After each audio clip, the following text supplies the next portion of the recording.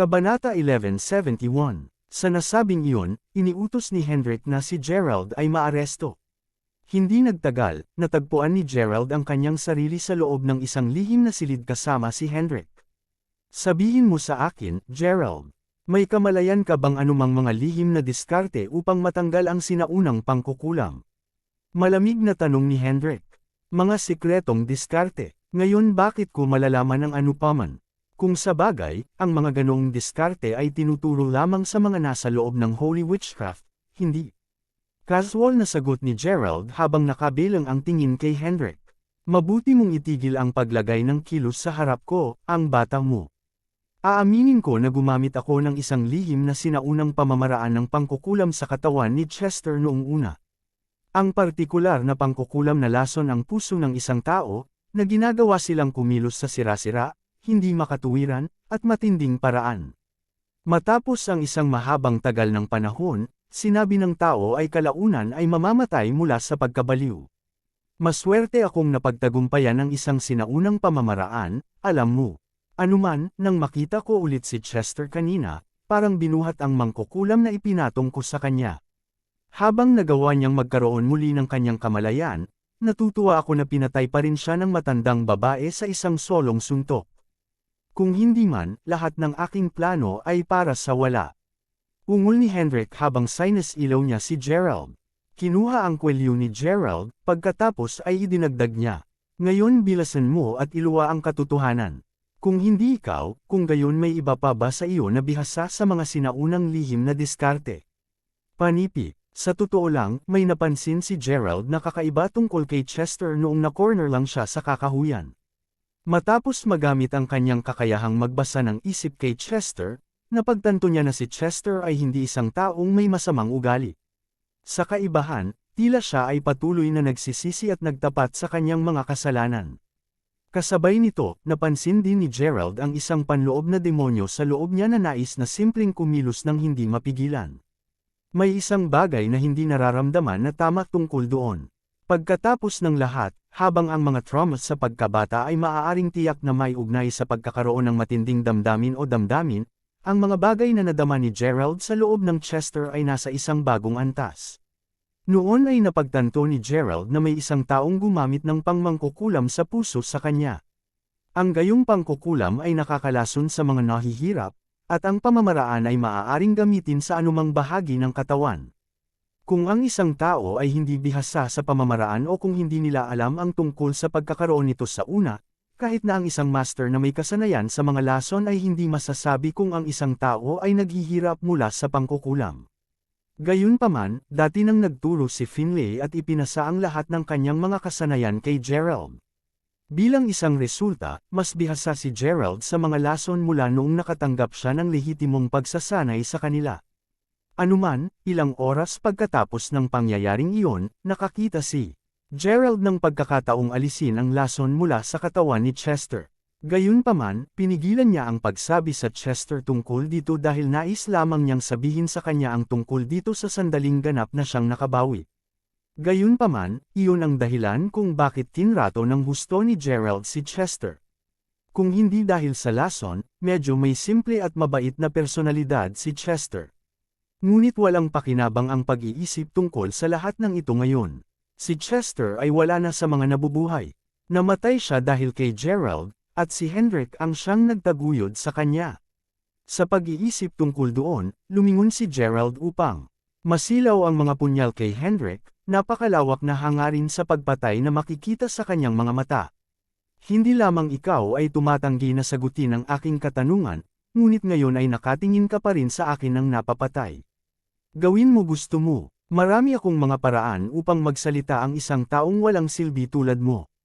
Habang hindi kita kayang pumatay, kaya pa rin kitang maghirap sa pamamagitan ng pagpapahiya sa iyo hanggang sa punto na tiyak na mas gugustuhin mong maging patay kaysa mabuhay. Idineklara ni Hendrik habang nanlalaki ang kanyang mga mata. Men, taliin mo siya bago tumambay sa pantalan. Ilalagay siya roon bilang isang exhibit para sa 10,000 ng mga tao. Hayaan lamang siyang pabayaan sa sandaling handa siyang mag-fess up. Utos ni Hendrik habang tumatawa ng malakas. Mabilis na pagsunod, natagpuan ni Gerald ang kanyang sarili sa lupa nang magsimulang itali ang mga kamay ni Hendrik sa kanyang mga kamay sa likuran niya. Totoo sa mga utos ni Hendrik, hindi nagtagal ay nabitin si Gerald, para makita ng lahat, sa daungan. Totoo rin sa mga sinabi ni Hendrik, isang halos walang katapusang bilang ng mga naglalakad ay agad na kinilala kung sino siya nang dumaan sila sa kanya, na hinihimok ang marami na maglaan ng oras upang matitigan at talakayin ang kasalukuyang kalagayan ni Gerald. O Diyos, hindi ba iyon si G. Crawford? Ang impyerno ay nangyayari. Paano rin siya napunta sa isang paumanhin? Panipik. Kaya, sigurado akong narinig mo na ngayon kung gaano kisingit ang panloob na komite ng Holy Witchcraft, tama ba? Kita mo, si G. Crawford ang tumuklas ng kanilang kasinungalingan at inilantad sila. Dahil sa kanyang mga aksyon, ang Batang Panginoon ay naging isang bagong dahon at inihayag pa ang kanyang pag-alis mula sa Holy Witchcraft. Mula noon, kinuha daw ni G. Crawford ang Batang Panginoon sa ilalim ng kanyang pakpak. Panipik. Alam mo, si G. Crawford ay hindi nagbigay ng kakulangan ng mga proyektong nakabatay sa ekonomiya para sa pamilyang Yunwick. Sa katunayan, gumawa pa siya ng pagkukusa upang mamuhunan at magsimula ng maraming mga proyekto sa pag-unlad sa Montholm Island. Maaari mo nang masabi na si G. Crawford ay isang mabuting tao mula sa lahat ng kanyang nagawa. Paliwanag ng isang dumadaan. Habang malinaw na tinignan nila siya ng positibo, wala sa mga tumatalakay kay Gerald ang naglakas loob na magsalita ng malakas. Pagkatapos ng lahat, mayroong dalawang tagapag-alaga mula sa Holy Witchcraft na nagbabantay kay Gerald, at alam ng lahat na ang mga mula sa angkan na iyon ay bihasa sa pangkukulam na madaling magamit upang pumatay sa iba. Bagaman alam nila na ang pagtatangka upang iligtas siya ay tiyak na magbabaybay ng problema, marami sa mga naglalakad ay pinili na manatili doon. Sa kanila, dahil hindi nila ito aktibong makakatulong sa kanya, ang pagpapanatili sa kanya ng kumpanya ang susunod na pinakamagandang bagay.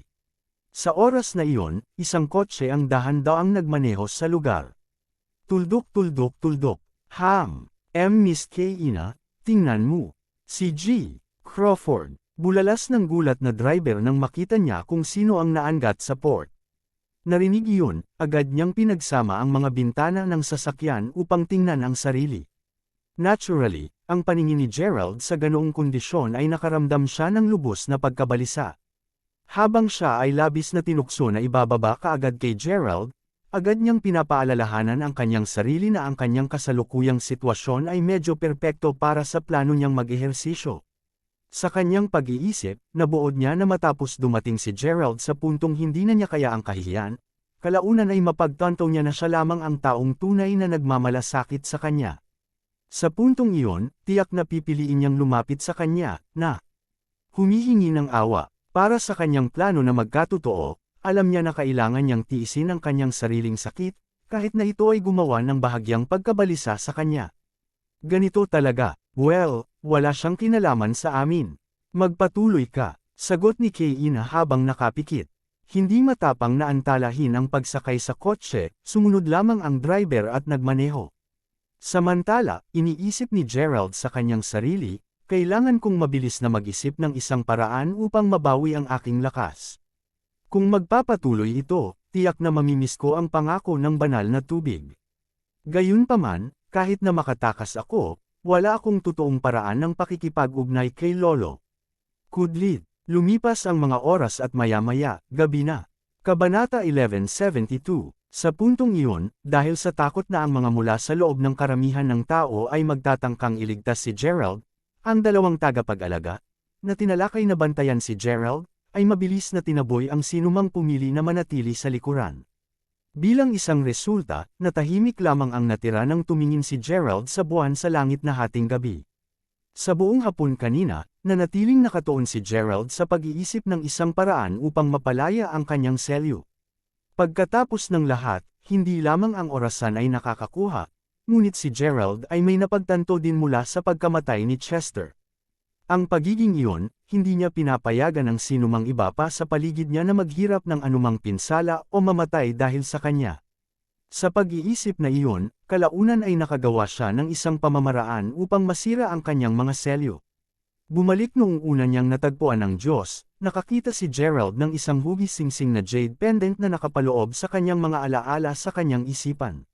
Bagaman mayroon siyang mga alaala sa pag-aaral ng maraming mga bagong kasanayan, sa kabila ng dating pagtatangka na gamitin ang mga kasanayang iyon para sa kanyang sarili, napagtanto ni Gerald na maaari lamang niyang magsanay ng isang maliit na bahagi ng mga kasanayan. Anuman, habang nag-iisip ng mga paraan upang alisin ang kanyang selyo ng mas maaga, naalala ni Gerald ang isang diskarte sa pagsasanay na sa palagay niya madali at mabilis na payagan siyang palayain silang lahat. Gayunpaman, ang nasabing pamamaraan ay masama din sa kalikasan, at kung ang gumagamit ng pamamaraan ay hindi maingat, madali silang masisira matapos makatanggap ng ganoong lakas ng lakas. Ano pa, ang pagpapatupad ng pamamaraan ay medyo malupit din, kahit para sa mga pamantayan ni Gerald.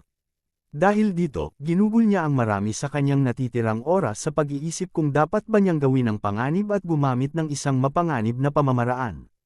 Kahit na matapos ang medyo kaunting oras, gayunpaman, alam ni Gerald na sa huli, wala siyang pagpipilian.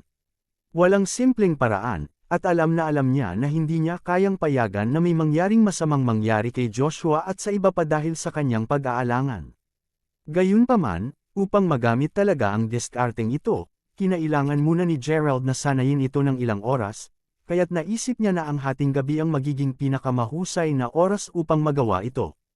Sa pagkakaroon ng mga alaala ni Gerald sa diskarteng ipinaloob sa kanyang isipan, alam niyang hindi ito magiging mahirap para sa kanya na magsanay nito. Ngayon na ang hating gabi ay narito, nadama ng determinadong kabataan na oras na nasinimulan niya itong gawin. Dahil naiwan siyang nakabitin sa gitna ng hangin ngayon, pasimpleng ipinikit ni Gerald ang kanyang mga mata, nagpapahinga habang sabay na ginagalaw ang daloy ng mga meridian sa kanyang katawan alinsunod sa mga landas na ipinakita sa kanya ng kanyang mga naimplang alaala. Mabilis sa isang linggo mamaya, sa wakas ay natukoy ni Gerald na handa na ang kanyang kaluluwa. Panahon na rin ngayon para kay Gerald na gamitin ang Dawnbreaker. Halika, Dawnbreaker. Utos ni Gerald sa isipan niya. Halos madalian, ang itim na talam ay lumipad mula sa manggas ni Gerald at mabilis na hiniwa ang lubod na nagbigkis sa kanya sa buong oras na ito. Ngayon ay napalaya mula sa kanyang mga pagpipigil, si Gerald ay nahulog sa lupa, halos mawala ang kanyang paa dahil ang kanyang katawan ay bahagyang mahina pa rin. Habang naglabas ng mahabang buntong hininga si Gerald, bigla niyang narinig ang isang taong umutya, "The hell? Paano masira ang mga lubod?" Hawakan, mukhang may kasama siyang sandang sa buong oras na ito. Sa kabutihang palad, ang pangalawang Panginoon ay nagpadala ng 7 sa amin upang bantayan ka, 24 na oras sa isang araw. Kung hindi man, tiyak na nakatakas ka. Panipi, matapos ay slide ang Dawnbreaker pabalik sa kanyang manggas, lumingon si Gerald upang tumingin sa 7 nakasmiring na lalaki mula sa Holy Witchcraft na lahat ay nakatingin sa kanya habang dahan-daang lumapit sa kabataan. Sa kabila ng pagiging malupit ng kanyang mga sumusunod na pagkilos, nakumbinsi na ni Gerald ang kanyang sarili na ginagamit lamang niya ang diskarte dahil sa walang ibang paraan upang masira ang mga selyo. "Hoy, bata ka, tataliin mo ba ang iyong sarili o kailangan mo ba kaming gawin para sa iyo? Ipapaalam ko sa iyo na nagmamakaawa ka lang ng gulo sa pamamagitan lamang ng pagtatangka upang makatakas." Sinabi ng pinuno ng mga kalalakihan habang nagpatuloy siya sa paglalakad kay Gerald sa isang walang pag-alalang paraan, nahangad na bigyan ang kabataan ng ilang banayad na sampal sa mukha upang magturo sa kanya ng isang aralin. Sa sandaling nasa saklaw na ang pinuno, subalit, kaagad na hinawakan ni Gerald ang ulo ng kanyang tagapag-alaga bago ilabas ang diskarteng kanyang ginagawa sa buong linggo. Sa sandaling iyon, maririnig ang isang surreal at bahagyang panginginig na tunog. Sa madaling panahon, ang hiyawan ng tagapag-alaga ng sakit ay idinagdag sa halo. Sa 6 na iba pang mga tagapag-alaga, mukhang isang malaking puwersang pagsipsip ang pinatuyo ang kanilang pinuno, na naging sanhi ng kanyang katawan na mabilis na magsimulang kumubkob habang lumubog ang kanyang pisngi na ang kanyang namumutla na mukha ngayon ay kahawig ng isang bungo higit sa anupaman.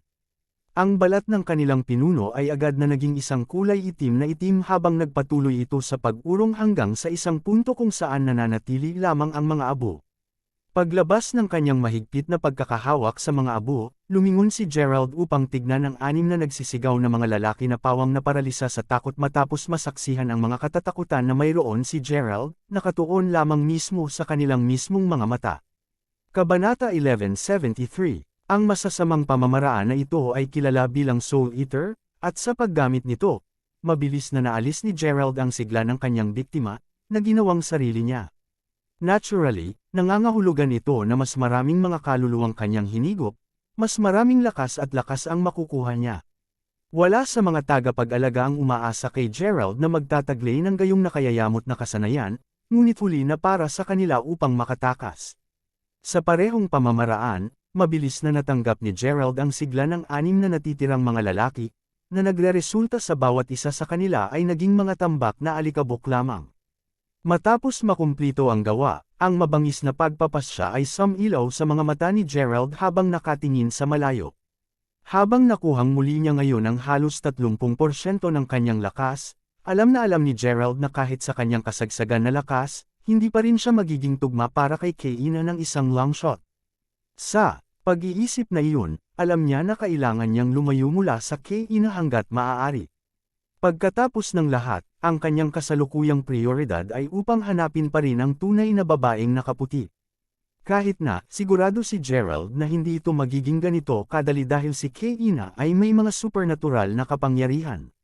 Matapos itong pag-isipan, nagpasya siyang maghanap para sa Master Ghost upang makakuha ng isa pang pagbabasa mula sa kanya.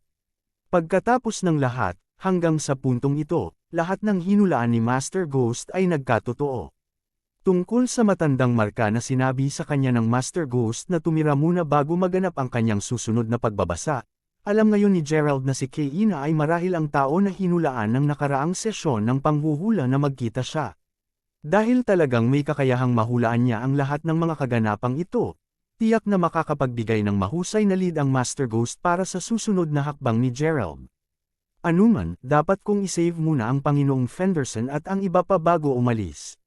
Napaisip si Gerald sa kanyang sarili habang siya ay agad na nagsimulang magtungo patungo sa lupain ng Holy Witchcraft. Ang pangalawa ay nakarating siya sa paanan ng bundok, kaagad na pinahinto ni Gerald ng isang tagapag-alaga na sumigaw, "Halt! Ano sa tingin mo ang ginagawa mo? Sa palagay mo madali kang makakapasok sa Holy Witchcraft." Panipi, gayunpaman, hindi pinaplano ni Gerald na mag-aksaya ng anumang oras. Masidhing matulin, mapagpasyang tumakbo siya patungo sa tagapag-alaga bago agad na binali ang kanyang leeg. Nang makita iyon, ang iba pang mga tagapag-alaga ay nanlaki ang kanilang mga mata sa sobrang takot. Nasaan si Hendrik Tyndall? Malamig na tanong ni Gerald habang hawak ang isa sa mga tagapag-alaga. Ang pangalawang Panginoon ay umiinom kasama ang kanyang mga kaibigan sa mansyon. Nauutol na bantay. Kumusta naman si Lord Fenderson at ang iba pa? Saan sila nakulong? Panipi, sa pagpindot ng aura ni Gerald at kung gaano siya naging matindi sa pag-snap sa leeg ng iba pang mga segundo ng tagapag-alaga ng mas maaga, alam ng batang bantay na ang kanyang buhay ay nakabitin sa isang sinulid sa sandaling iyon. Sasabihin ko sa iyo ang totoo ngunit bilang kapalit, huwag mo akong patayin. Sumang-ayon. Samantala, si Hendrik ay naglalaro ng baraha kasama ang ilan sa kanyang mga kaibigan sa loob ng mansion. Sa buong buhay niya, ang lalaki ay mayroong tatlong bagay na pinakamamahal niya. Bukod sa kanyang pagkahumaling sa sinaunang pangkukulam, mahal din ni Hendrik ang magagandang kababaihan, at paglalaro ng mahjong pati na rin ang mga card. Paimpol niyang sinamba ang kapanapanabot na kapaligiran na dala ng paglalaro ng mahjong at cards. Dahil dito, binago ni Hendrik ang kanyang malaking sala sa isang mahjong at cards room. Siyempre, mayroon din siyang lugar, sa gitna ng silid, na partikular na itinalaga para sa maraming magaganda at malalandi na mga kababaihan na sumayaw habang nakikipaglaro siya sa kanyang mga kaibigan. Si Hendrik mismo ay kasalukuyang sobrang komportable at ganap na isinasawsaw sa kapaligiran. Gayunpaman, hindi nagtagal, maririnig ang malakas na slam ng isang pinto, na naging sanhi ng pagguhit ng kanyang pansin sa tunog. Mula sa inuupuan niya, nakita ni Hendrik ang isang binata na naglalakad sa silid bilang isang tagapaglingkod, na nakahawak sa balikat ng binata, na tinangkang pigilan siya sa pagpasok. Gayunman, malinaw na nabigo ang alipin sa kanyang pagtatangka habang hinihila lamang siya ng binata sa silid din. Nang makalapit na ang binata, hindi mapigilan ni Hendrik na makaramdam ng pagkabigla nang mapagtanto niya kung sino talaga ang binata. Si Gerald iyon sa lahat ng tao. Kaya ikaw ang walang halaga na. Basurahan. Hindi ko talaga inasahan na makakatakas ka. Hindi pinapansin iyon, upang isiping tunay na napunta ka rito upang maghanap muli ng iyong sariling kamatayan. Binasted si Hendrik bago magpatuloy sa kanyang laro ng cards. Nakipaglaban na siya laban kay Gerald dati, kaya't alam niya na hindi ganun kakapangyarihan si Gerald tulad ng inilarawan sa kanya ng iba. Iyon din ang dahilan kung bakit siya nag-uugali ng labis sa kabataan. Nakikita kung gaano kalmado si Hendrik, ang kanyang mga kaibigan ay hindi man lang nag-abalang kumilos at nagpatuloy sa kanilang laro. Ito ay maliwanag na lahat sila ay tinatrato si Gerald tulad ng wala siyang iba kundi isang biro. Kaya't ang kasumpa-sumpang G. Crawford. At dito naisip ko na siya ay magiging isang makapangyarihang tao. Tulad ng nangyari, siya ay isang bata lamang. Ngini siya ng isa sa mga lalaking nakikipaglaro kay Hendrik. Kasunod nito, isang binata na may mapatla ang kutis, na nakatayo sa likuran ni Hendrik sa buong panahong ito, ay nagsabi, kaya ito ang taong pumatay sa batang Panginoon.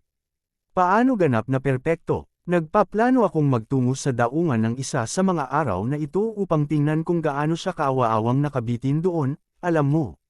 To think na nagawa niyang makatakas pa ay nagpas siyang ipakita ang kanyang sarili sa amin. Mangyaring payagan akong ibaba muna siya bago mo siya harapin sa susunod, Ama. Panipi, nakikita kung gaano kabastusan ang ekspresyon ng kanyang anak, simpleng sinabi ni Hendrik na, napakahusay, ngunit mag-ingat na huwag siyang patayin. Ang pagpapanatili sa kanya ng buhay ay kapaki-pakinabang sa akin. Panipi, Kabanata 1174, pagkuha ng pag-aproba ng kanyang ama. Ang binata pagkatapos ay nagsimulang maglakad patungo kay Gerald at sa isang mapanghamak na tono, kinamumuhian niya, inaasahan kong alam mo na may pagsumit lamang pagdating sa ating sagradong banal na mangkukulam, binata. Hindi pa nagkaroon ng puwang para sa anumang negosasyon sa nakaraan, o magkakaroon pa man sa hinaharap. Sa pag-iisip na iyon, dahil malinaw na narito ka upang humingi ng isang kompromiso, nagkamali ka na. Dahil dito, tuturuan kita ng isang aral na hindi mo makakalimutan. Makikita natin kung sasabihin mo sa wakas sa aking ama kung ano ang gusto niyang malaman kapag tapos na ako sa iyo. Panipi, matapos ang isang malakas na tawa, inilunsad niya ang kanyang sarili patungo kay Gerald. Gayunpaman, si Gerald ay mas mabilis na ngayon kaysa sa kanya. Sa isang mabilis na paggalaw, hinawakan niya ang ulo ng binata bago ito wasain sa katawan niya. Ang iba ay maaaring mapalaki lamang ang kanilang mga mata sa hindi makapaniwala habang ang pinupuno na katawan, na ngayon ay nag-agos ng isang bukal ng dugo mula sa leeg, ay bumagsak sa lupa. Panipi tuldok. Ano? Angal ni Hendrik habang itinapon ni Gerald ang ulo ng kanyang anak, na pinanatili pa rin ang isang nakapirming ekspresyon ng gulat, sa gilid. Sa sandaling iyon, wala sa mesa ang naglakas loob na gumawa ng isang galaw sa kanilang napakalaking pagkabigla. Si Hendrik mismo ay sabay na nagkagulo, namimagati, at labis na nasakta ng puso ng biglaang pagbago ng mga pangyayari. Hindi masyadong nagtagal, nagawa niyang mag-snap out dito at sa pangalawang ginawa niya, tumayo siya kaagad na nanginginig. Ang labis na namimagating lalaki ay nakaramdam ng matinding kirot mula sa kanyang sumasakit na puso habang sumisigaw, anak ko. Tuldok tandang padamdam panipi. Totoong hindi niya inaasahan na magtataglay ng gayong lakas si Gerald. Gayunpaman, huli na ang lahat para sa panghihinayang ngayon. Pinatay na ni Gerald ang nag-iisa niyang anak na lalaki. Nasa oras na iyon nang mapuno ng hiyawan ang silid habang ang mga sumasayaw na batang babae sa wakas ay kumalas mula sa kanilang kinikilabutan na estado at kaagad na nagsimulang kumalat upang makalabas doon. Kahit na ang alipin, na kanina pa sinusubukan na pigilan si Gerald na pumasok ay agad na tumalikod upang tumakbo matapos masaksihan ang nakakakilabot na lakas ni Gerald. Sa sobrang pagkadismaya niya, ilang hakbang lang ang layo niya nang maramdaman niya ang kamay ni Gerald sa kanya. Ang takot ang huling damdamin na naramdaman niya nang huminga ng malalim si Gerald. At tulad nito, naramdaman ng tagapaglingkod na parang milyon-milyong mga maliliit na pagsabog na sabay na nagaganap sa buong katawan niya. Bagaman siya ay nakatayo pa rin sa lugar, ang iba ay nakamasid sa takot habang ang isang kakaibang pulang ulap ay nagsimulang tumakas mula sa bawat butas ng kanyang katawan. Sa oras na ang pag-atake ni Gerald, ang katawan ng batang alipin ay tila nasipsip ng tuyong at ngayon ay wala na kundi isang mabuong itim na bangkay. Paano ganap na nakakatakot at malupit? Natatakot sa kamatayan sa lahat ng ito, ang away o likas na flight ng bawat isa ay agad na na-trigger. Takbo, kailangan nilang alisin ang impyerno sa lugar na ito. Sa sandaling iyon lamang ang naiisip sa isip ng mga na mas maaga sa paglalaro ng mga baraha kasama si Hendrik. Alam nilang lahat na si Gerald ay narito upang maghayganti kay Hendrik, at kahit na siya ay isang mabuting kaibigan nila na maaari nilang makipaglaro, walang paraan sa impyerno na manatili silang kasama niya dito ngayon, lalo na pagkatapos nakikita kung gaano kalungkot ang pagkamatay ng alipin at anak ni Hendrik. Kahit na ang mga kalalakihan ay nagsimulang tumakbo sa lahat ng direksyon, umaasang makatakas, ito ay isang walang kabuluhang pagsisikap, upang masabi lang. Kung sabagay, balak na ni Gerald na patayin ang lahat dito ngayong gabi. Anuman, maaari silang maghintay. Kung sabagay, nakatayo ngayon sa harapan niya ang mamamatay tao ni Chester. Paglingon sa mamamatay tao ni Chester, na nakatayo ngayon sa harapan niya, naalala ni Gerald kung paano napuno ng pagkamatay ni Chester si Gerald ng napakalubhang kalungkutan at pagkakasala. Kung sabagay, namatay lang siya para mailigtas si Gerald. Habang totoo na ang iba sa silid ay walang kinalaman doon, gusto lang ni Gerald na silang lahat ay mamatay dito kasama si Hendrik ngayon, simple lang. Wala sa isa sa kanila ang aalis na buhay ngayong gabi. Sa pamamagitan nito, pinakawalan ni Gerald ang Dawnbreaker. Bagaman lahat ay walang alinlangan na mabilis, ang Dawnbreaker ay mas mabilis. Bago pa man makapunta ang sinuman sa kanila sa pintuan, isa-isa, ang mga putol na ulo ay nahulog sa lupa, sinundan ng ilang mga katawan. Habang siya ay napuno ng parehong galit at sama ng loob matapos masaksihan ang pagpatay sa kanyang anak na lalaki, matapos mapanood na pinatay ni Gerald ang lahat ng kanyang mga kaibigan ng walang kahirap-hirap, lahat ng mga dating damdamin ay agad na napalitan ng labis na gulat habang nagsimula siyang manginig ng hindi mapigilan. Ang taong nakatayo sa harapan niya ngayon, hindi siya ordinaryong tao, siya ay isang Diyos ng kamatayan. Isang Diyos ng kamatayan na hindi na kailangan pang magpikit o mag-isip ng 2 beses bago pumatay. At ang kanyang aura, ano ang isang nakakatakot na aura na pinalabas niya? Ang presyon mula sa aura ni Gerald na nag-iisa sa mga tao na parang isang paparating na kalamidad ay darating. Dahil dito, ang sinumang may bait na tao ay may isip lamang ang makaligtas sa loob ng kanyang sumisindik na presensya. Ngayon ay napuno ng takot, kaagad na lumuhad si Hendrik at hinampas ang noo sa sahig ng medyo malakas bago nagmakaawa ng nanginginig na boses, "Please, G. Crawford, mangyaring iligtas ang aking buhay." Panipi, walang magagawa. Anuman, palagi kang nahuhumaling sa mga sinaunang pamamaraan ng pangkukulam, tama ba? Sa pag-iisip na iyon, sigurado akong gugustuhin mong personal na masaksihan at maranasan ang isa sa mga mas mabisyo at kahilahilakbat na mga sinaunang diskarte. Narito kung paano ito pupunta. Itatanim ko ang pangkukulam sa loob mo, at mula doon, magsisimula itong dahan-dahan na makura ng iyong mga panloob na organo ng paunti, hanggang sa ang iyong loob ay naging bulok na karne. Ngayon ay maaari mong kunin ang natitirang oras na natitira mo upang malaman ito. Sagot ni Gerald habang pinitik ang kanyang daliri, nagpapadala ng isang itim, kumikinang na orb na nakalutang mismo sa lugar sa pagitan ng mga kilay ni Hendrik.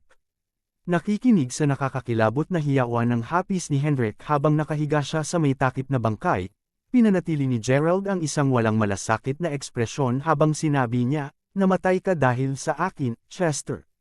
Paghihigantihan kita kung ito ang huli kong ginagawa." Kabanata 1175. Kasunod nito, mabilis na tumungo si Gerald upang iligtas si Lord Fenderson at ang iba pa.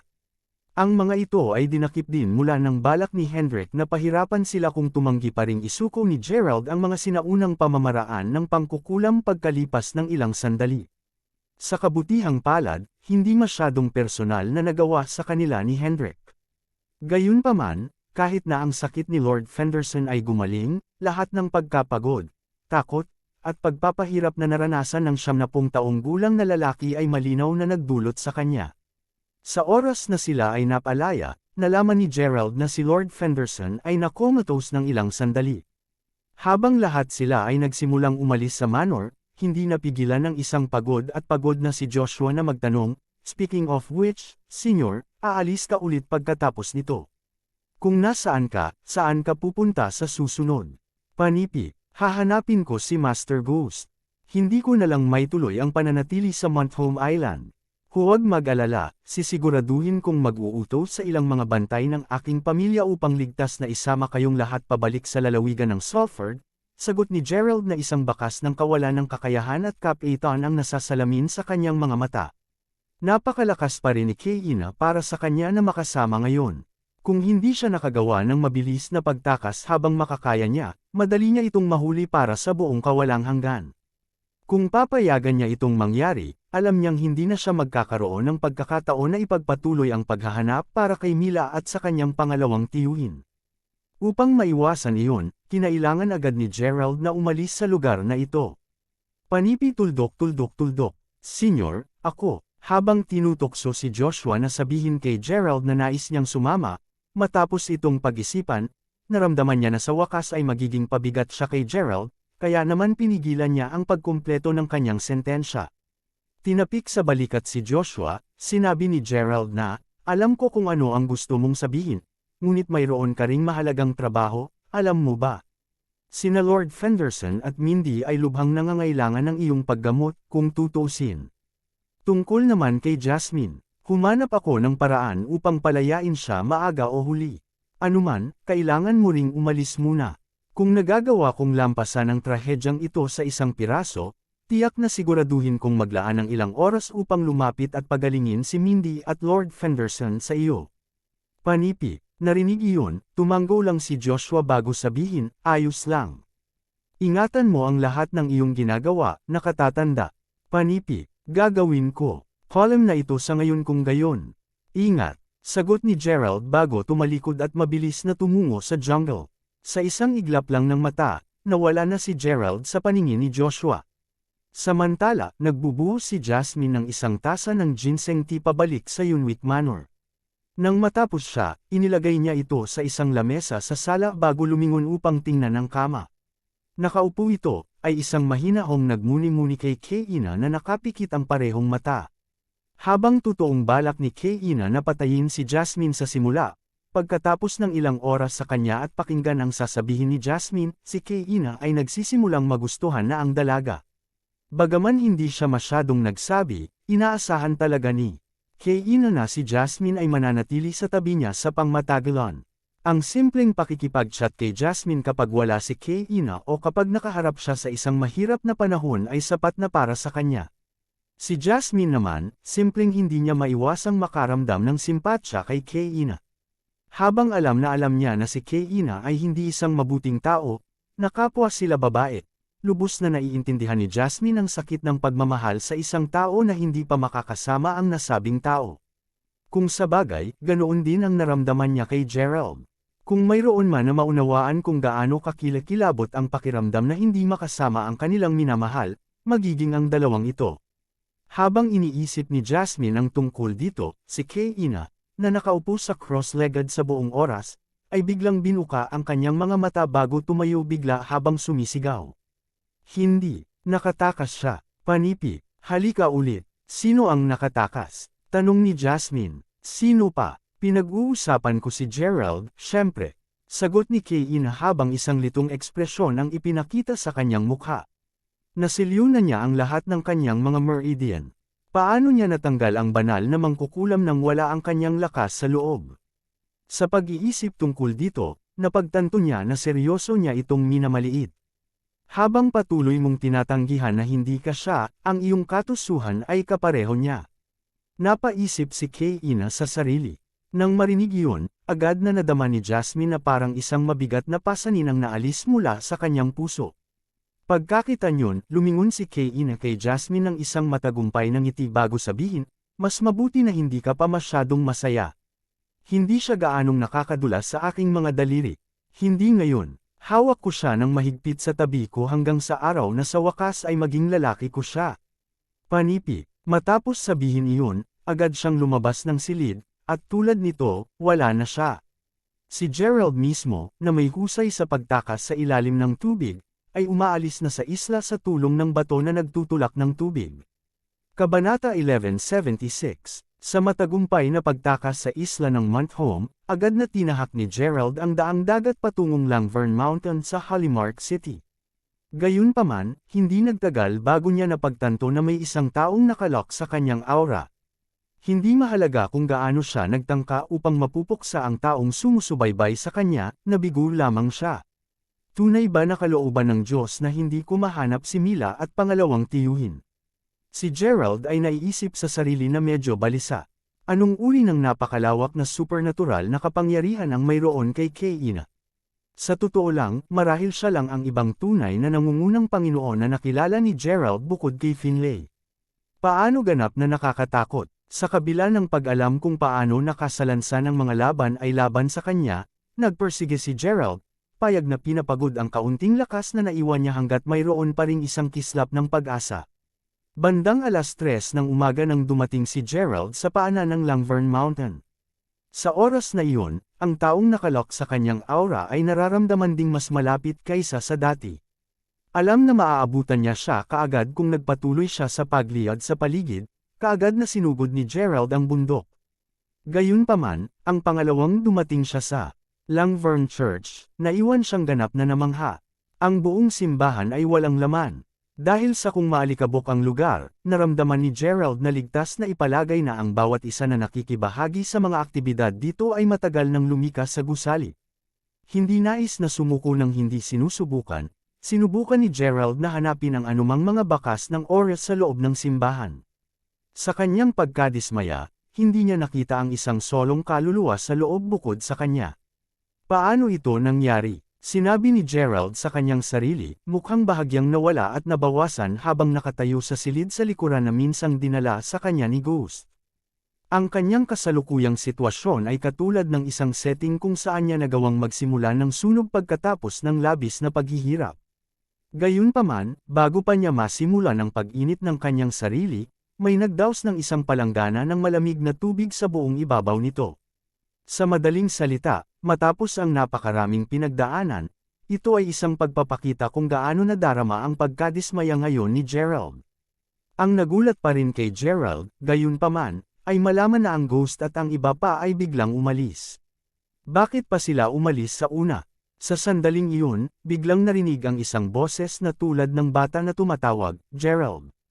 Gerald. Nakakuha ng mataas na alerto halos kaagad, napagtanto ni Gerald na ang tinig na tumatawag sa kanyang pangalan ay nagmumula sa sala. Gayunpaman, kahit na humanap ng lugar sa kanyang isipan, hindi niya nakita ang anumang mga uri ng buhay kahit saan.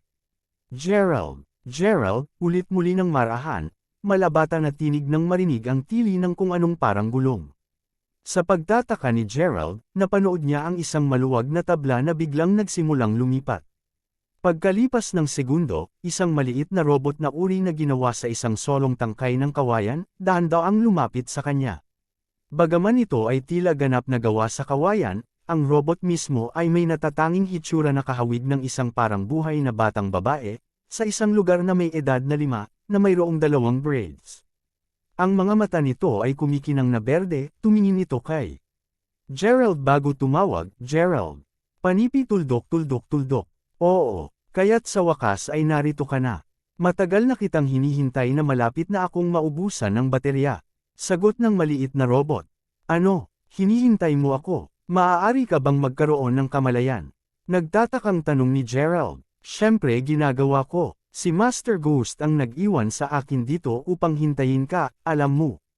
Ako ang kanyang pinaka-espesyal at misteryosong piraso ng trabaho. Sa katunayan, mas matalino pa ako kumpara sa karamihan sa mga computer. Maaari mo akong tawaging Zenny. Panipi, ang kasiyahan na makilala ka, Zenny. Mula sa sinabi mo, ipinapalagay ko na hinulaan na ni Master Ghost na pupunta ako rito.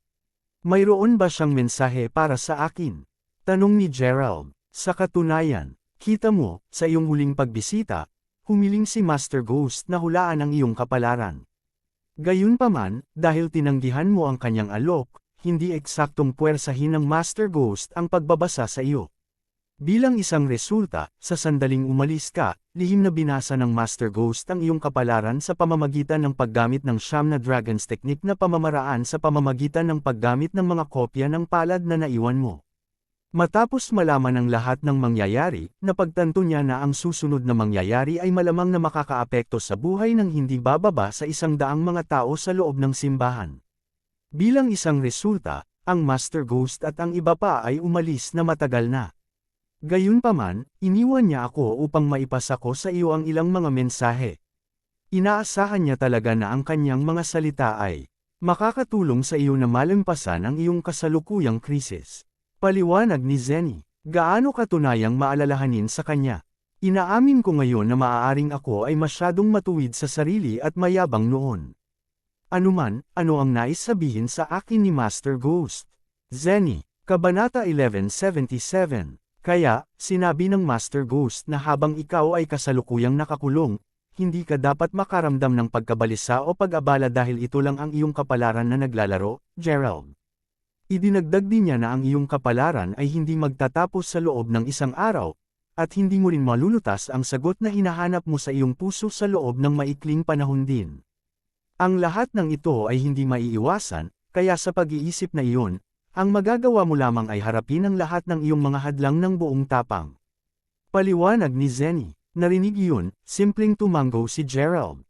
Nang huli niyang makilala si Master Ghost sa simbahan, binigyan siya ni Ghost ng isang pagbabasa na hindi talaga inintindi ni Gerald noon. Sa kanyang pagtataka, ang lahat ng sinabi ni Ghost na dahan daw ang naging totoo sa huli. Sa pag-iisip na iyon, hindi mapigilan ni Gerald na makaramdam ng kaunting panghihinayang at kahihiyan ngayon. Gayunpaman, sinabi din niya na ang iyong natukoy na relasyon ay mas malakas kaysa sa akala mo.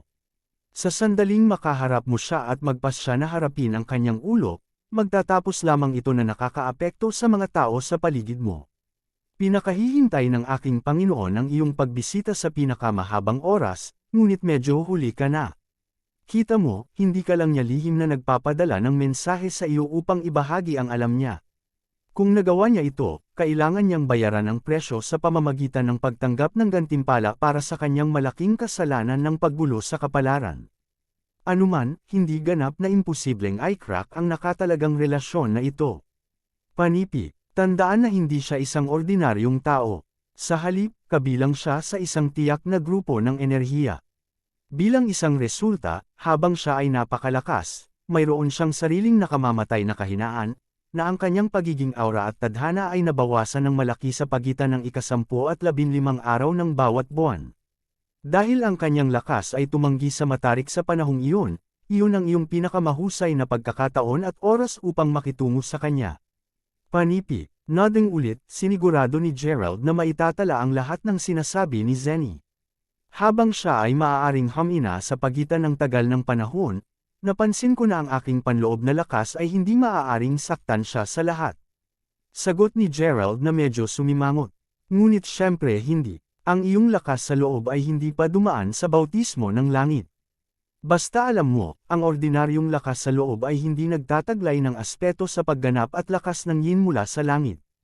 Bilang isang resulta, gaano man kalakas ang iyong panloob na lakas, ito ay magiging ganap na walang silbi laban sa kanya dahil ang kanyang panloob na lakas ay binubuo ng matuwid na lakas na yin mula sa langit.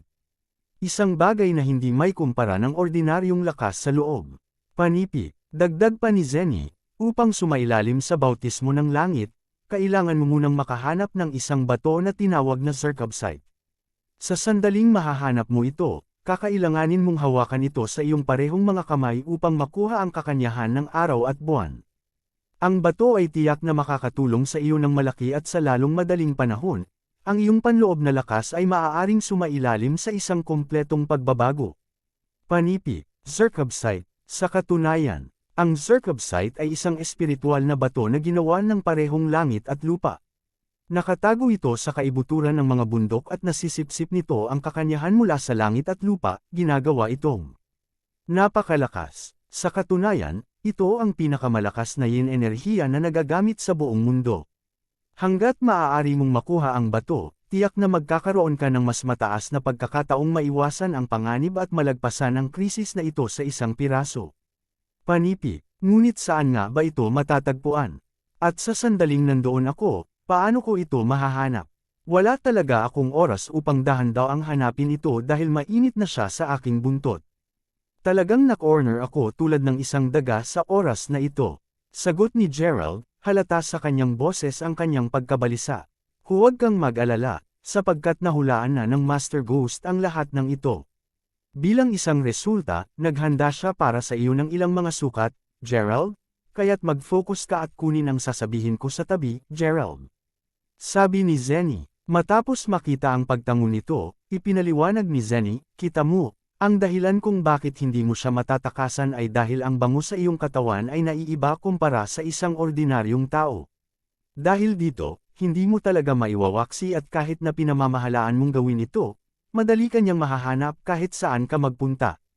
Sa pag-iisip na iyon, kakailanganin mo munang itago ang iyang bango sa iyong katawan bago ka magtungo upang maghanap para sa circum site. Panipi, tungkol sa kung paano itago ang pabango, kakailanganin mong hanapin ang dalawang tao na may malakas na yin physique at sa oras na gawin mo, kakailanganin mong makakuha ng nakapagpapalakas na mga patak ng dugo mula sa kanila, kahit na upang maging matapat, isang solong patak lamang ng dugo mula sa bawat isa sa kanila ay dapat na sapat. Kailangan ng dugo sa dalawang kadahilanan. Panipi, una, ang dalawang patak ng dugo ay magiging sapat upang maprotektahan ang iyong panglalaki na pangamoy, pagkatapos ay pinipigilan siyang mailok sa iyo. Tulad ng para sa iba pang mga kadahilanan, ang dugo ay maaari ding magamit upang maunawaan ang tukoy na lokasyon ng bato. Pagkatapos ng lahat, natural na tutulan ng yin at yang ang bawat isa, kaya sa sandaling makalapit ka sa circum site, tatanggihan ka ng bato. Kapag nangyari iyon, malalaman mo ng ligtas at madaling matukoy ang lokasyon ng bato. Pagtapos ni Zenny, ano ang isang mesla na tao Master Ghost? Anuman, paano ko mahahanap ang isang taong may malakas na pangangatawan na katawan? At ano sa mundo ang nagpapalakas ng mga patak ng dugo? Tanong ni Gerald, tuliro. Sa pagkakaalam niya, kapag inalis ang dugo mula sa katawan ng isang tao, magiging mas patay ito kaysa sa nakapagpapasigla. Nakapagpapalakas ng dugo ay dugo na kusang inalok ng taong hinihiling mo. Sa madaling sabi, kung ang tao ay handang tumulong sa iyo, kung gayon ang kanilang dugo ay tiyak na mananatiling aktibo at espiritual. Kung ang tao ay ayaw, kung gayon ang kanilang dugo ay magiging patay na dugo na hindi na magagamit sa iyo. Panipi, patuloy na nagpapaliwanag, pagkatapos ay idinagdag ni Zenny, tulad ng kung saan matatagpuan ang dalawang taong may malakas na pangangatawan pati na rin ang lokasyon ng circum site. Iniwan ng Master Ghost ang 4 na pangungusap mula sa isang tula na nakuha niya sa pamamagitan ng paggamit ng 9 Dragon diskarte sa paghula. Mula sa tula, sinasabing ang lahat sa mga ito ay matatagpuan na nakatago sa loob ng 2 lungsod, kahit na mula lamang ito sa aking pagsusuri. Natatakot akong gawin mo ang karamihan sa pag-uunawa ng mag-isa. Anuman, narito kung paano napunta ang tula. Panipi, ang mga berdeng burol ay pumapasok sa naiwang mga sinaunang lungsod. Ang isang baluktot na willow ay binuhay muli at binago, ang mga estratehiya ay sinalubong ng paulit-ulit na pagkabigo at tagumpay. Ang lahat ng mga tao ay nagpupumilit na makahanap ng kabuhayan. Panipi, matapos marinig na binigkas ni Zenny ang tula, bumulong si Gerald sa sarili habang iniisip ang mas malalim na kahulugan nito. Bilang isang tao na nagmula sa kagawaran ng wika at panitikan noong siya ay nasa unibersidad, ang tula ay hindi ganoon kahirap para sa kanya na maintindihan. Makalipas ang ilang sandali, nakapagbuo ng isang sagot sa kanyang isip si Gerald. Kabanata 1178. Ang berdeng burol ay pumasok sa mga desyerto na sinaunang lungsod at ang isang baluktot na willow ay muling binuhay at binago. Ang dalawang magkakaibang pangungusap ay agad na pinapaalalahanan kay Gerald ng isang lugar na kilala bilang Lugaw City na matatagpuan sa pinakatimog na lugar.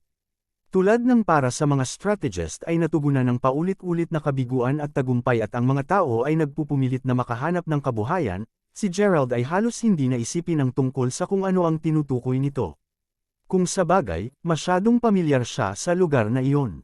Ang kalahati ng tula na ito ay malinaw na tumutukoy sa Mayberry City, ang lugar kung saan siya lumaki.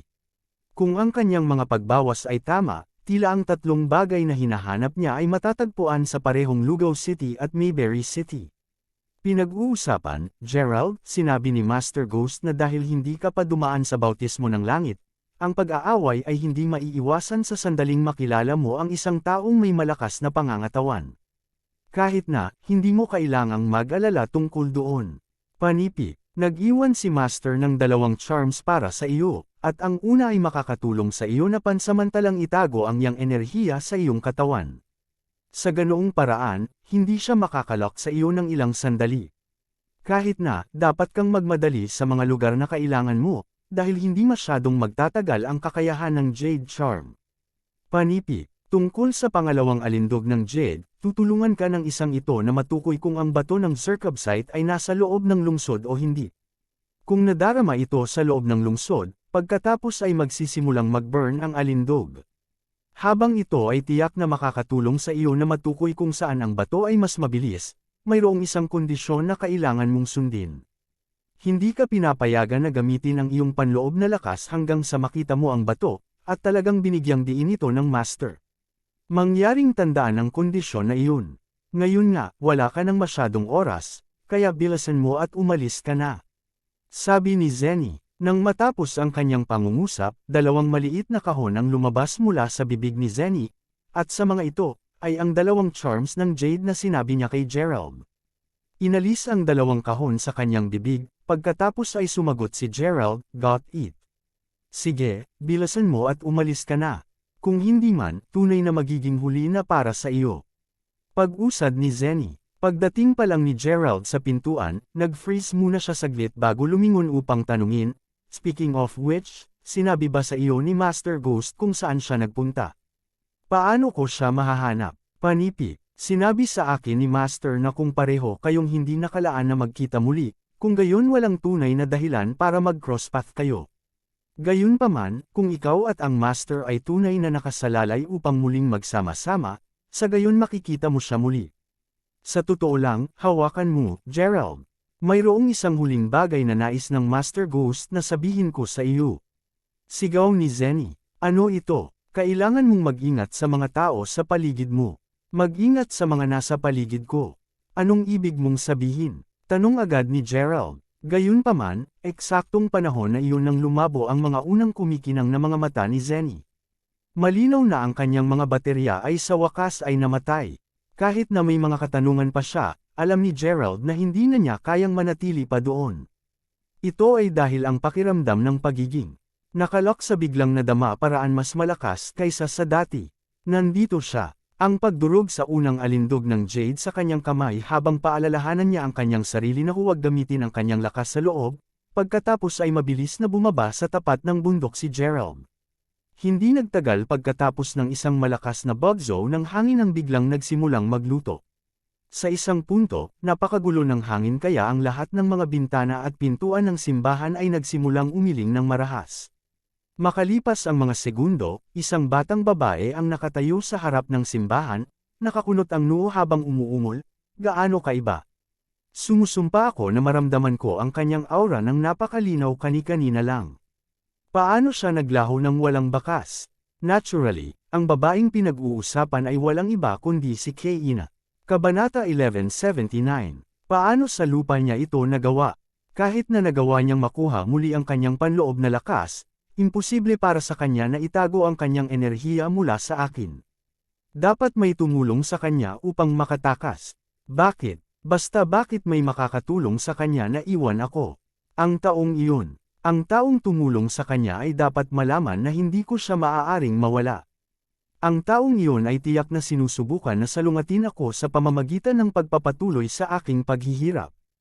Gayunpaman, hindi kita hahayaang makatakas ka sa akin, Gerald.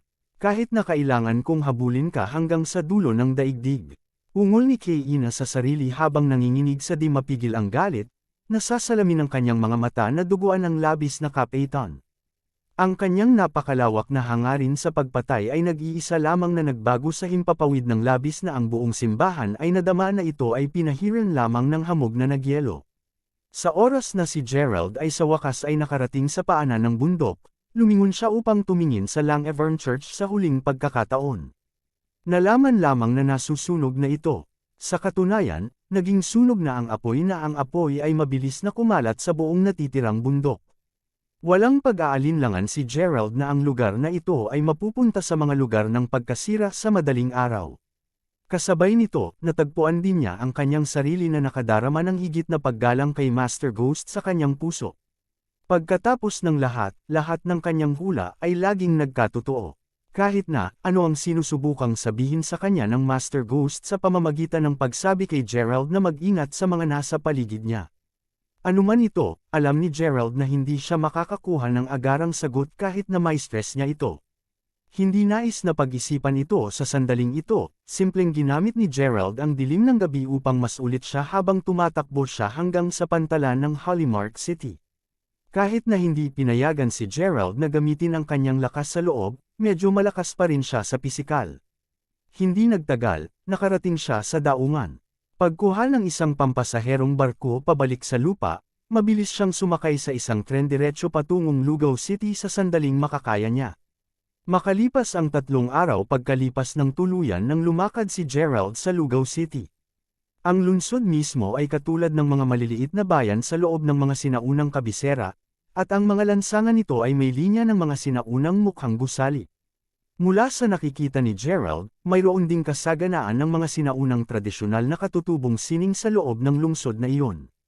Malinaw na mga halimbawa ng mga ito na nakita ni Gerald sa mga kalsada ay ilang tao na gumaganap ng mga papi na palabas habang maraming iba pa ang nagbebenta ng mga tradisyonal na merienda sa tabi ng kalsada. Sa sandaling iyon, ang isang marangyang hitsura na convoy ay napahinto sa tabi ng kalye. Nang makita iyon, agad na iniwasan ito ng lahat ng mga naglalakad.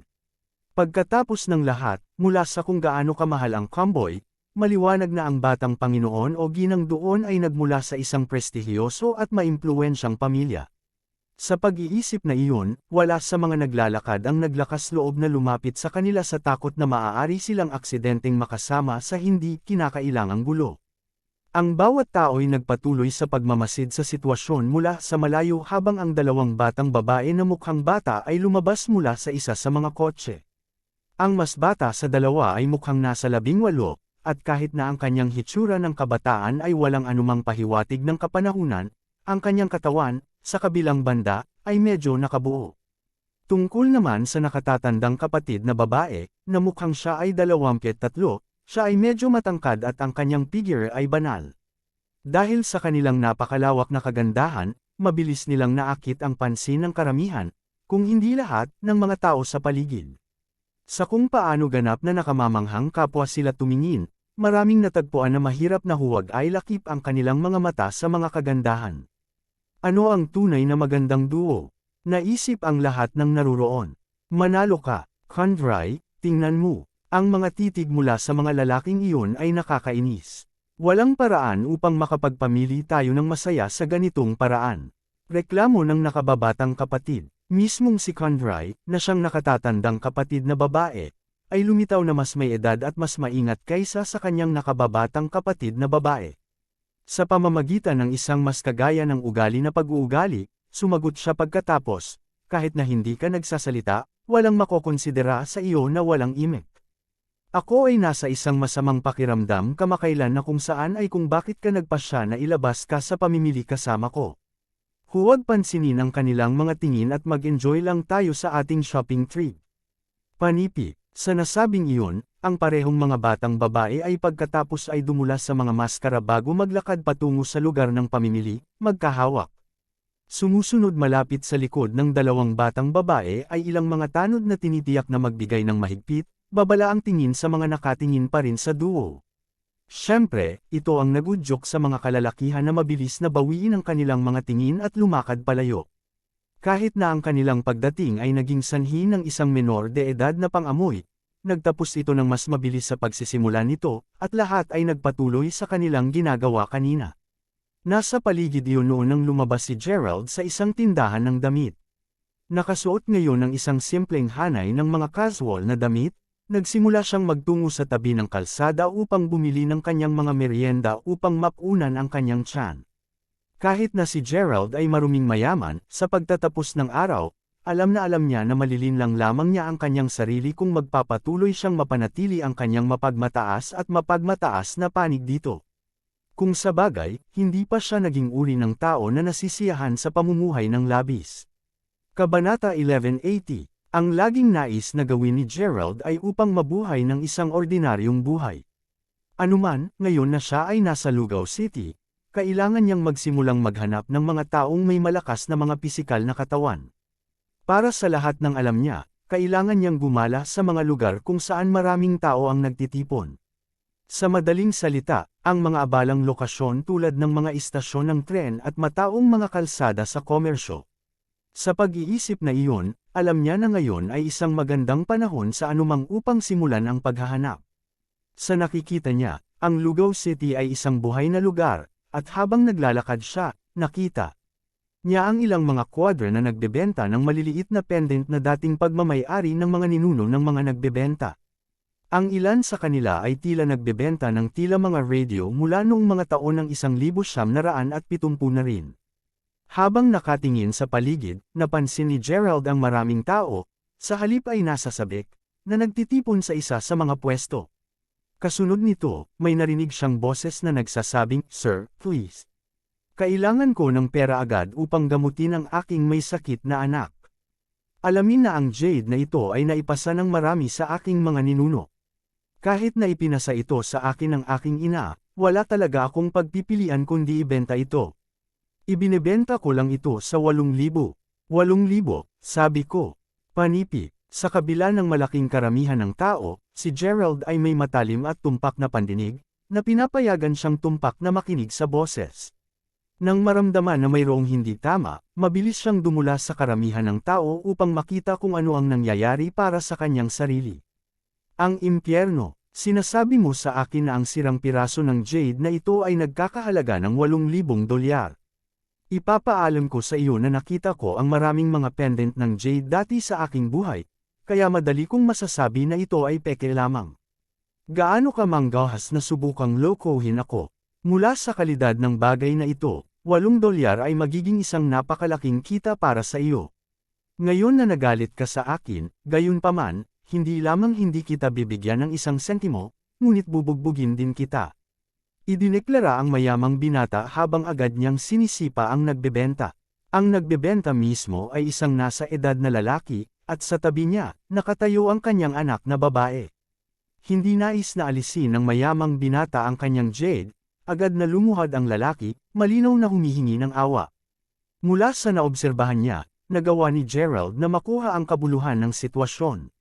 Sa madaling salita, ang lalaki ay lubhang nangangailangan ng pera upang gamutin ang kanyang anak na may malubhang sakit.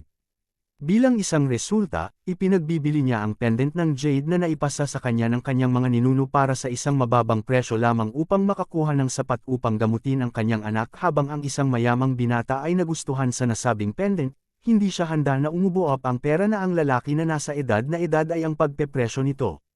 Tulad ng kung hindi ito sapat, nagbabanta pa sa kanya ang mayamang kabataan upang kunin niya ng kusa ang pendant. Sa lahat ng mga nangyayari, ang matanda ay talagang walang ibang pagpipilian kundi ang lumuhad at humingi ng awa habang hawak ang pantalon ng mayamang kabataan. Hoy, ngayon, hindi mo ba narinig ang sinabi ng asawa ko? Eksperto siya pagdating sa mga appraising jades, alam mo ba?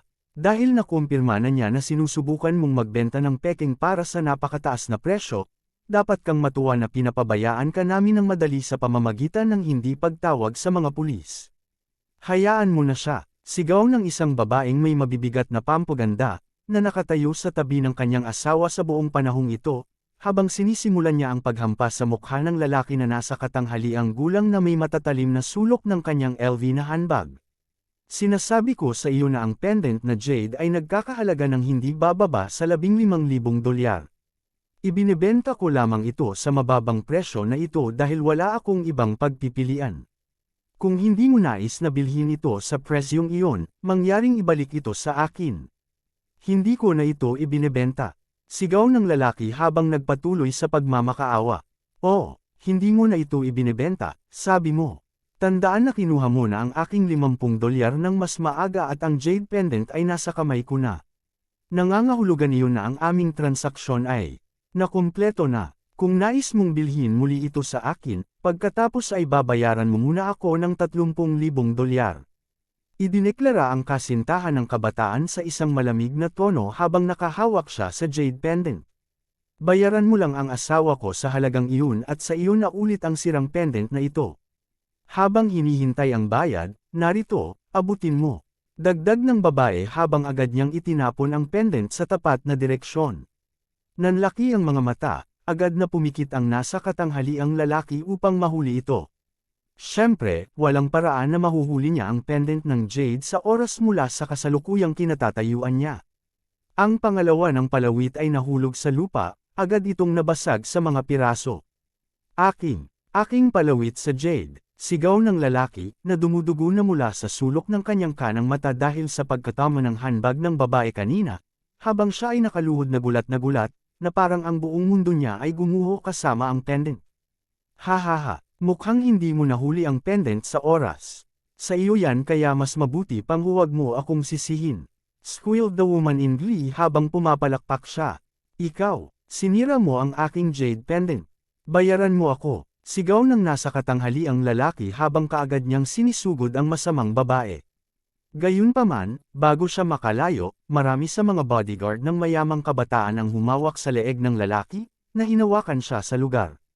Kasunod nito, isinuot ng mayaman ang kanyang mga kamay sa kanyang bulsa habang dahan-daw ang lumalakad patungo sa nasa katanghali ang lalaki. Hinamplas ng marahan ang nasa katanghali ang lalaki sa mukha, sinabi niya pagkatapos, hanggat napapasaya siya ngayon, ang aking kasintahan ay maaaring gumawa ng anumang nais niya. Kung manggahas ka na sirain ang kanyang kalooban, kung gayon maniwala o hindi, sa pamamagitan lamang ng isang solong tawag sa telepono, sisiguraduhin kong ang iyong anak na babae ay hindi mapapasok sa anumang ospital. Inaasahan kong maisip mo kung gaano ka walang magawa sa pareho at walang mapupuntahan. Panipi, matapos marinig ang malamig na babala ng binata, agad na huminto sa pakikibaka ang lalaking nasa edad na. Alam na siya ay ganap na walang kapangyarihan laban sa binata, maaari lamang niyang hilahin ang kanyang sariling buhok sa pagkabigo habang siya ay tumugon. Nagkamali ako. Ang aking palawit na jade ay isang peke. Ako ang nagtangkang lokohin ka ng iyong pera, kaya't karapat-dapat akong mamatay. Panipi, tatay. Sigaw ng kanyang anak na babae sa sandaling iyon habang siya ay nagmamadaling lumapit sa panig ng kanyang ama upang aliwin siya. Nang makita iyon, masayang ikinandado ng babae ang braso kasama ng binata bago pa ulit-ulit na sinabi, hindi na masaya, sinta. Ngayon na tayo, panipi. Nang malapit na siyang maglakad, gayunpaman, bigla niyang napagtanto na may humawak sa kanyang buhok. Bago pa siya nagkaroon ng pagkakataong mag-react, napaatras niya ang sarili. Naturally, agad siyang nagsimulang sumisigaw. Hanggang dito na lang muna ang ating kwento, maraming salamat sa pakikinig. Huwag kalimutan mag-like, share, subscribe at i-comment ang inyong reaksyon sa ating kwento.